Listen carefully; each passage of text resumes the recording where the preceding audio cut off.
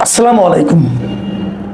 প্রিয় দর্শক, জাতীয় সংসদের অধিবেশনগুলোতে ইদানিং যদি আপনারা খেয়াল করেন, দেখবেন একটা গুরুত্বপূর্ণ বিষয় যেটা নিয়ে সবাই বেশিরভাগ সময় আলোচনা করে থাকেন, সেটা হলো গণভোট, সেটা হলো সংবিধান সংস্কার পরিষদ, সেটা হলো যে কিভাবে জুলাই সনদ বাস্তবায়ন হবে। মানে মনে হচ্ছে যেন এটাই এই মুহূর্তে জাতির জন্য সবচেয়ে বড় সমস্যা, এবং এর সমাধান না হলে আর কিছুই হবে না। জুলাই সনদ বাস্তবায়ন নিয়ে সরকার পক্ষ থেকে স্পষ্ট বলা হয়েছে, তারা জুলাই সনদের প্রত্যেকটা বিষয় অক্ষরে অক্ষরে পালন করবে। কিন্তু সরকার বলেছে, মানে বিএনপি বলেছে, কিন্তু জাতীয় পার্টি এবং এনসিপি তারা বলছে না, এটাকে বাস্তবায়ন করতে হবে সংবিধান সংস্কার পরিষদের মাধ্যমে। বিএনপি বলছে সংবিধান সংস্কার পরিষদ বলতে কোনো কিছুর অস্তিত্ব আমাদের সংবিধানে নেই, কাজে ওটা আমরা করব না, আমরা স্বাভাবিক নিয়মে করব। দেখুন, অনেকগুলো কিন্তু প্রশ্ন আছে, কিন্তু প্রশ্নটা হলো যে কিভাবে করা হবে, কিভাবে জুলাই সনদের প্রস্তাবগুলোকে বাস্তবায়ন করা হবে, এটাই হয়ে দাঁড়িয়েছে এখন মূল সমস্যা। জুলাই সনদের প্রস্তাবগুলো বাস্তবায়ন করা হবে কি হবে না সেটা নিয়ে কিন্তু আলোচনা না, আলোচনা হচ্ছে কিভাবে করা হবে। মানে বিষয়টা হলো এরকম, যদি উদাহরণ দিয়ে বলি যে ভাত রান্না করা হবে, তাই না? ভাতটা কেমন হবে, ভাতটা কখন পাবো, এটাই আলোচনা হচ্ছে না। আলোচনা হচ্ছে ভাতটা কি গ্যাসের চুলায় রান্না করা হবে, নাকি কেরোসিনের স্টোভে রান্না করা হবে, নাকি খড়ির চুলায় রান্না করা হবে, এটা নিয়ে বিতর্ক। এবং এই বিতর্কে সুরাহা না হলে রাজপথে যাওয়ার হুমকি সেটাও দিয়েছে এনসিপি এবং জামায়াত ইসলাম। এখন প্রশ্নটা হচ্ছে যে কেন আমাকে আপনার এই সংবিধান সংস্কার পরিষদ করতে হবে, কেন করতে হবে, কেন এভাবে করতে হবে? জামাত এনসিপি যুক্তি হলো এটা গণভোটের মাধ্যমে জনগণের রায় পাওয়া গেছে, গণভোটে জনগণের রায়ের বাইরে কোনো কথা নাই, জনগণ বলেছে করতে হবে এভাবে হুবহু, এখানে কোনো আলোচনা হবে না, করতে হবে। আচ্ছা, একটা বেসিক পয়েন্ট নিয়ে আলোচনা করে আমি আমার বক্তব্যটা শেষ করব, ছোট করে করব, অত পয়েন্টে যাব না আমি। প্রথমত প্রশ্ন হলো, এই গণভোটটা কে করেছে? সরকার করেছে। কোন সরকার? অন্তর্বর্তীকালীন সরকার। Very good. আর গণভোটটা তো আমাদের সংবিধানে নাই, তাহলে আপনি গণভোটটা পেলেন কোথায়? বলা হলো হ্যাঁ, গণভোটের জন্য একটা অধ্যাদেশ করা হয়েছে, সেটা হলো গণভোট অধ্যাদেশ 2025। এটা হলো কি, এই সরকার যতগুলো অধ্যাদেশ করেছে 2025 সালের, তার মধ্যে 67 নম্বর অধ্যাদেশ হলো এটা। 25শে নভেম্বর 2025 সালে এটাকে অধ্যাদেশটা করা হয়েছে। এই অধ্যাদেশে বলা হয়েছে, আমি আপনাদেরকে দেখাচ্ছি, আপনারা দেখে নিন।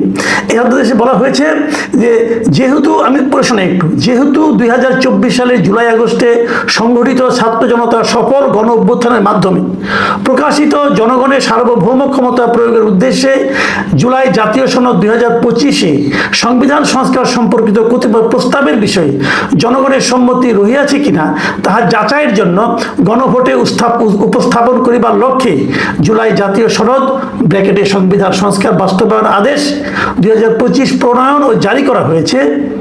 এবং এই সমস্ত কারণে বলা হচ্ছে যে যেহেতু জুলাই সনদ সংবিধান সংস্কার বাস্তবায়ন আদেশ 2025 অনুসারে গণভোট অনুষ্ঠানের জন্য আইন প্রণয়নের নির্দেশনা রয়েছে, যেহেতু সংসদ ভাঙিয়া দেওয়া অবস্থায় রয়েছে এবং রাষ্ট্রপতির নিকটে সন্তোষজনকভাবে প্রতীয়মান হয়েছে যে আশু ব্যবস্থা গ্রহণের জন্য প্রয়োজনীয় পরিস্থিতি বিদ্যমান, সেহেতু গণপ্রজাতন্ত্রী বাংলাদেশের সংবিধানের 93(1) অনুচ্ছেদে প্রদত্ত ক্ষমতা বলে রাষ্ট্রপতি নিম্নরূপ অধ্যাদেশ প্রণয়ন ও জারি করিলেন। মানে উনি অধ্যাদেশটা করলেন এখানে কোন আইনে করলেন? সংবিধানের 93(1) ধারা অনুযায়ী। আচ্ছা, সংবিধানের 93(1) ধারা অনুযায়ী গণ অভ্যুত্থান বিষয়ক একটা উনি অধ্যাদেশ জারি করলেন। উনি কি পারেন অধ্যাদেশ জারি করতে? গণভোট নিয়ে কোনো অধ্যাদেশ হয়? অধ্যাদেশ হলো সেই জিনিস যে যদি কোনো আইন, সেই আইনটা এখন সংবিধান নাই, এখন আপনার নাই, সংসদ নাই, কিন্তু রাষ্ট্রপতি মনে করতেছে এই আইনটা এখন প্রণয়ন করা দরকার, উনি এই আইনটার মতো করে একটা অধ্যাদেশ জারি করতে পারেন। যখন পরবর্তীতে সংসদ বসবে তখন এই আইনটাকে ওনারা, এই অধ্যাদেশটাকে ওনারা আইনে রূপান্তরিত করবে সিম্পল মেজরিটির ভোটে। মনে রাখবেন, সিম্পল মেজরিটির ভোটে, মানে 151 জন বললেই হবে আইনটা। কিন্তু গণভোট তো সংবিধানের একটা অংশ, গণভোট কিন্তু একসময় সংবিধানের পার্ট ছিল। তো গণভোটটা হাসিনা সরকার এসে ওরা যখন সংবিধান সংশোধন করলেন, সেখান থেকে তারা গণভোটটাকে বাদ দিয়ে দিল। তাহলে আপনি যে গণভোটটাকে অধ্যাদেশ জারি করলেন, গণভোট তো অধ্যাদেশ জারি করা যায় না, কারণ গণভোট তো সিম্পল কোনো আইন না, এটা সাংবিধানিক একটা পদ্ধতি। এটা করতে হলে জাতীয় সংসদের 2/3 লোকের সাপোর্ট লাগবে। যেটা করতে সংবিধান সংস্কার করতে হবে, সেই জিনিসটা তো রাষ্ট্রপতি অধ্যাদেশ জারি করতে পারেন না, সিম্পলি পারেন না। অধ্যাদেশের নিয়মটাই হলো এটা। দেখেন অধ্যাদেশ কিভাবে অধ্যাদেশ হয় সেটা আপনি দেখেন পড়ে শোনায়। 93 বলছে না, 93 একটা আপনি শুনেন। সেটা হলো কোনো সময়ে রাষ্ট্রপতির নিকট আশু ব্যবস্থা গ্রহণের জন্য প্রয়োজনীয় পরিস্থিতি বিদ্যমান রহিয়াছে বলিয়া সন্তোষজনকভাবে প্রতীয়মান হলে তিনি উক্ত পরিস্থিতিতে যেরূপ প্রয়োজনীয় বলে মনে করিবেন সেইরূপ অধ্যাদেশ প্রণয়ন ও জারি করিতে পারিবেন, এবং জারি হইবার সময় হইতে অনুরূপভাবে প্রণীত অধ্যাদেশ সংসদের আইনের ন্যায় ক্ষমতা সম্পন্ন হইবে। কিসের ন্যায় হবে? সংসদের আইনের ন্যায়, সংবিধানের ন্যায় না, কিন্তু সংসদের আইনের ন্যায়। মানে সংসদ যখন যেভাবে আইন প্রণয়ন করে সিম্পল মেজরিটি দিয়ে, সেরকম ভাবে যে সমস্ত আইন করা যায় সেই আইনের মতো একটা কিছু উনি সংবিধানে উনি অধ্যাদেশ জারি করতে পারবেন, অন্যগুলি পারবেন না। কেন পারবেন না সেটা আপনাকে বলি, এরপরে আছে যে তবে শর্ত থাকে যে এই দফার অধীন কোনো অধ্যাদেশে এমন বিধান করা যাইবে না, কোনগুলো যাইবে না? যাহা এই সংবিধানের অধীন সংসদের আইন দ্বারা আইনসঙ্গতভাবে করা যায় না। মাথায় রাখবেন, যেগুলো সংসদের আইন দ্বারা করা যায় না সেগুলো অধ্যাদেশেও করা যাবে না। তা আপনি কি সংসদের সিম্পল মেজরিটি দিয়া, সিঙ্গেল মেজরিটি দিয়া আপনি গণভোট করতে পারবেন?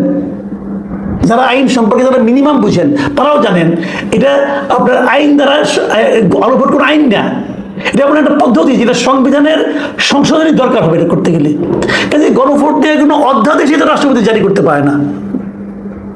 কাজে ওই অধ্যাদেশে ছিল অবৈধ অধ্যাদেশ, এবং ওই অধ্যাদেশ যদি এখন তারা রেটিফাই করে এই বর্তমান সংসদ, তাহলে তারাও ভুল করবে আইনগতভাবে, এটা সুপ্রিম কোর্টে গেলে বাতিল হয়ে যাবে। মানে আমি যতটুকু বুঝি ভাই, আমার কমন সেন্স দিয়ে বুঝি, আমার কমন সেন্স ভালো না হয়তো বা আপনারা ব্যাখ্যা দেন পাল্টা, দেখি কীভাবে দিতে পারেন সেটা একটু শিখি। কাজে আলটিমেটলি কথা হলো কি, যে আপনারা যে গণভোটটা করেছেন, গণভোটের যে রায় নিয়ে এখন চিল্লাচিল্লি করছেন, হাউকাউ করছেন, এটা টোটালি একটা অবৈধ কাজ ছিল। এখন বলবেন যে অবৈধ একটা বিষয়, এটা নিয়ে তাহলে ভোট হয়ে গেল কেন? ডক্টর ইউনূস গাইড জোরে করছে, আলী রিয়াজ এবং ডক্টর ইউনূস দুজনে মিলে এই উদ্ভট জিনিসটা জনগণের উপর চাপাই দিছে। এবং শুরু থেকে যখন গণভোট তারা করে, শুরু থেকে আমি বলে আসছি এটা একটা অবৈধ কাজ, টোটালি একটা অবৈধ কাজ। আলী রিয়াজ এবং ডক্টর ইউনূস গং এরা জোর করে এই জাতির উপর চাপিয়ে দিয়েছে, এবং সেখানে করতে যে কোটি কোটি হাজার হাজার কোটি টাকা তারা অপব্যয় করেছে, অপচয় করেছে। এটা ঘাড়ে ধরে আদায় করা উচিত আমি মনে করি। এটা অপচয় করেছে একটা, এবং সেই অপচয় করতে যে তারা গণভোটের পক্ষে পুরো প্রশাসনকে লাগিয়ে দিয়েছে, ওটা হলো আরেকটা বেআইনি কাজ করেছে।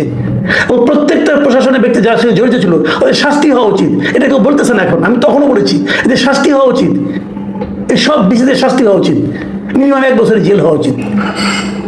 তো এগুলো করেছে ডক্টর ইউনূস, গাইড জোরে করেছেন উনি এবং তার এই বন্ধু আলী রিয়াজ, এগুলো করেছেন, এই জাতিকে কাজ করা দেখা গেছেন একটা। এখন ওইটার জোরে জামাত এবং এনসিপি বলতেছে যে এটা বাস্তবায়ন এইভাবে করতে হবে। ভাই যার আলোকে আপনি গণভোট করছেন ওইটাই তো অবৈধ ছিল, তো এত জোরে জোরে কথা। আপনারা একটা সনদ করেছেন, জুলাই সনদ, দেখেন সেটা বাস্তবায়িত হয় কিনা, দেখেন সেটা বিএনপি করে কিনা। যদি না করে তখন আপনি বিএনপিকে ধরবেন, তখন মাঠে আন্দোলন করবেন, তখন আন্দোলনে কিন্তু মানুষ আসবে। যদি বিএনপি জুলাই সনদের মূল বিষয়গুলো বাস্তবায়ন না করে তখন আন্দোলন করেন, আমরা থাকবো আপনাদের সঙ্গে। কিন্তু এভাবে হয় না ভাই, এই আবদার করলেন, কান্নাকাটি করলেন, হুমকি ধামকি দিলেন, রাজপথের ভয় দেখালেন, ভাই এতে কিছু হবে না। এবং এটা একটা অবৈধ কাজের জন্য আপনারা করছেন। যাই হোক, এটা শেষ পর্যন্ত কোথায় গড়ায় জানি না, কিন্তু আমি অনুরোধ করবো যে এই সমস্ত আলোচনা নিয়ে সংসদ গরম করা, সংসদের সময় নষ্ট করাটা এটা ঠিক হবে না। বরঞ্চ আপনারা জ্বালানি তেল নিয়ে ভাবেন, দ্রব্যমূল্য নিয়ে ভাবেন, মানুষের গরিবী নিয়ে ভাবেন। এটা হলো জরুরি কাজ। আপনাদেরকে সংসদে পাঠানো হয়েছে